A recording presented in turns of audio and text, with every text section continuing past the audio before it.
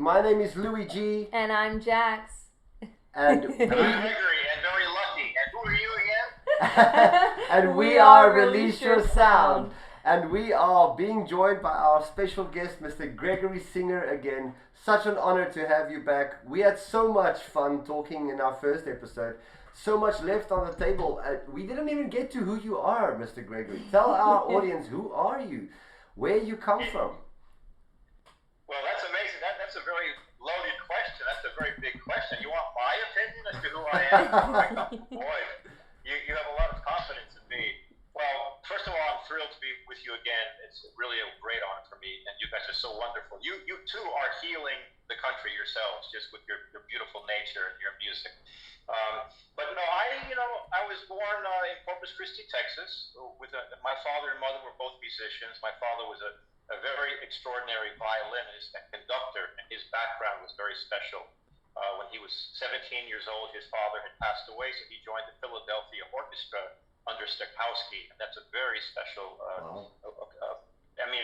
It's a miracle. So, and my mother was a pianist, a very fine pianist. She could play any kind of music, jazz, rock and roll, classical, in any key and any style. And she played piano all day long. She fell in love with my father, who came from Poland.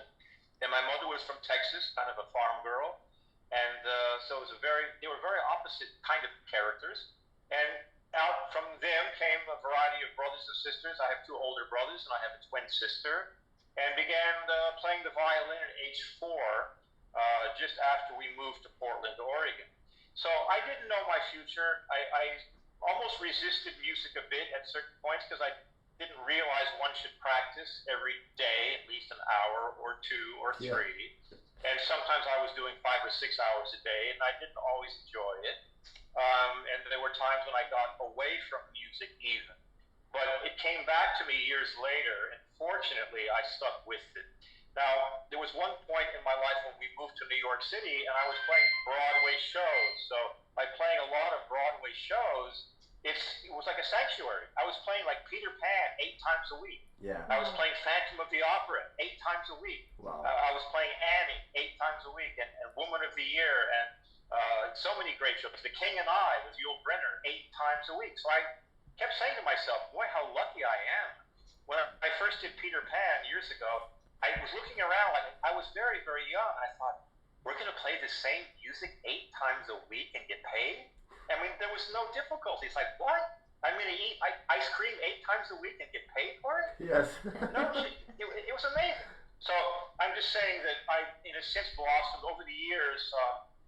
I traveled the world playing different kinds of music. I've learned some country western music, some Irish music, and Jewish music, and Chinese music. And so suddenly music became very important to me, and I saw it became important to other people around me. I had gone to the Juilliard School of Music, but I still was a little bit rebellious against some of the classical music and some of the disciplines it involved. And then when I came back to music some years later, though, I just so thankful. I mean, it really saved my life, and I love entertaining people, and that's kind of how I met you two. When I saw you smiling and that energy coming out of you, I wanted to play more music for you, and then you were dancing, of course, which excited me. And we spoke the same language, and that's why I'm so happy to be involved in music.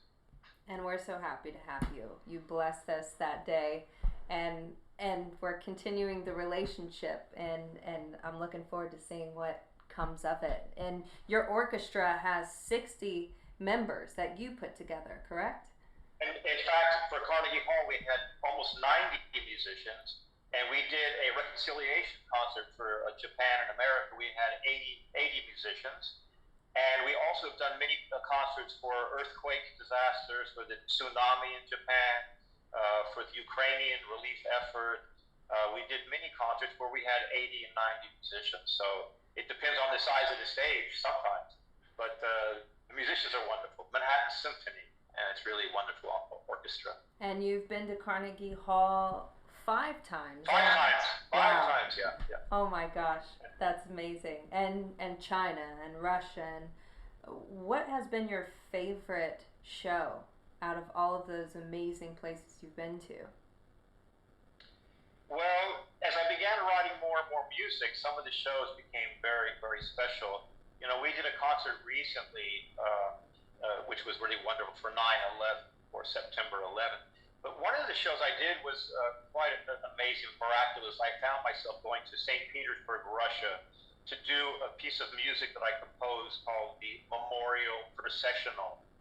And so for the Leningrad siege memorial, that was World War II, where the Nazis surrounded Leningrad, and there was lots of carnage and death and starvation. And when they had one of the 75th year memorial, I was actually honored to be flown in an airplane to St. Petersburg and conduct a Russian orchestra. And that's, I must say, one of the highlights of my musical career. And the fact that I conducted in Carnegie Hall, the first time I walked on stage, I was saying to myself, I can't really believe this. I'm actually conducting in Carnegie Hall. And I was staring at the floor as I took each step, left foot, right foot, left foot. I was progressing towards the podium in Carnegie Hall with a full audience, and it was very dramatic, and I really enjoyed it. That is absolutely amazing. And It was. so, man, just to hear you say stirs my heart. You're such an amazing individual. I mean, when I first met you, one of the first things that came out of your mouth, it's been ringing in my ears ever since, was you were saying you're playing music to heal the people, and I think it's so fitting, because music has such a healing tendency. But before I jump into that, let's listen to a piece of music. You don't just play classical music, do you? You also played. There's a cool music piece you sent us where you were playing like fiddle.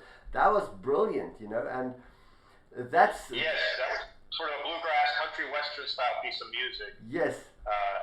That's kind of fun, and I have arranged that for the entire orchestra, and I do play that quite often. It's a lot of fun. Well, let's take a listen to that one. Are you guys ready? Here we go.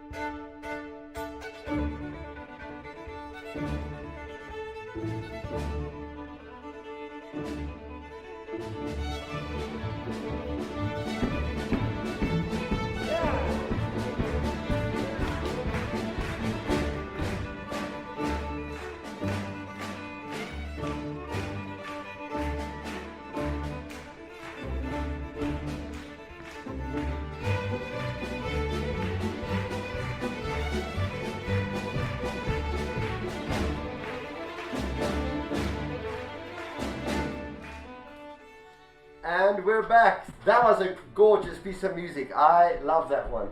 I remember the first time I heard that, I told Jacqueline, I told her, man, this guy can play music, right? Mm-hmm. Yes, he was like, he plays better than anyone that I've heard lately. Yes, because I know a lot of violin players, but you ask them to play something fiddly, they can't do it. And I want to...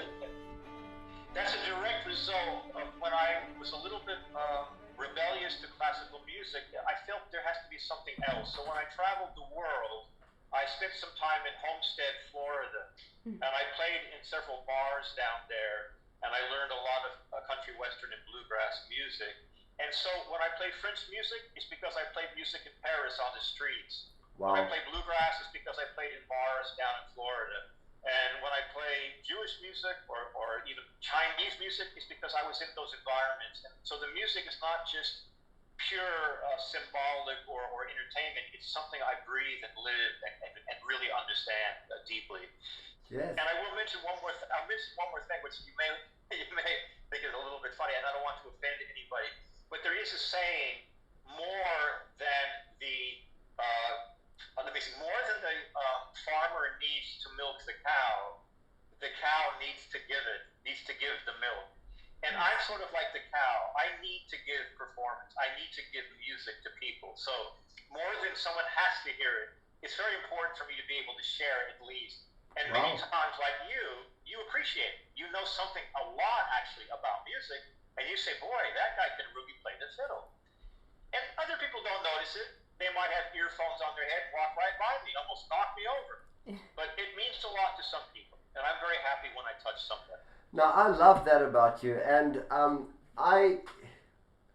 these words of yours about healing the people have been, I mean, you even mentioned it now in our conversation, and it's something that stirred me deeply, and I would like to, even on the show, you know, make a proposition that we do a show, at least one show somewhere, that we actually heal the people. And I've got this song that I wrote with a student of mine that I want to play you. And this boy was young. I think he was in grade 6 when we wrote this song. And it goes like this. We need love to connect us to everyone around us. A love that always heals us. We're all vessels made of dust. The good and the bad, the happy and the sad, the strong and the weak. Love is all we seek. All we need is love. All we need is love. All we need is love. All we need is love. All we need is love. All we need is love. But you don't have to hide. Just feel it deep inside. That overwhelming peace as we love our enemies. The good and the bad, the happy and the sad, the strong and the weak. Love is all we seek. All we need is love. All we need is love. All we need is love. All we need is love. All we need is love. All we need is love.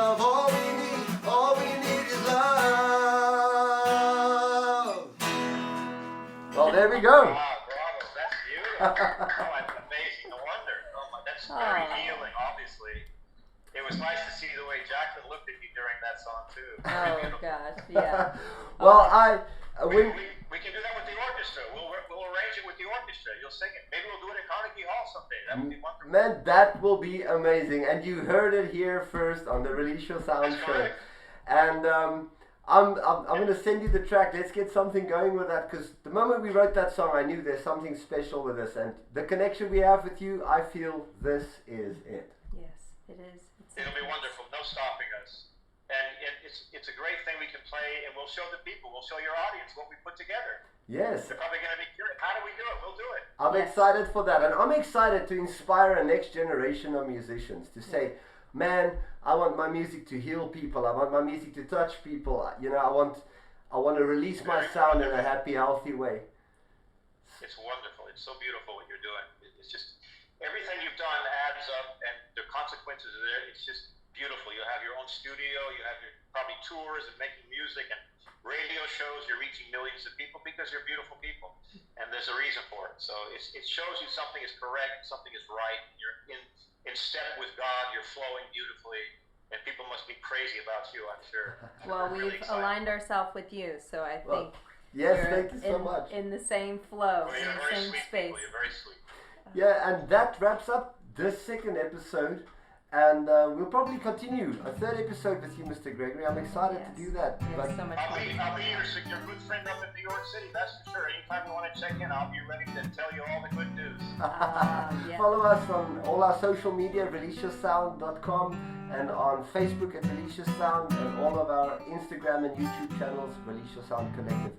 Tune in every week during the same time to Release Your Sound radio show. Find us on Apple Music and WDRB Media, The voice of the community.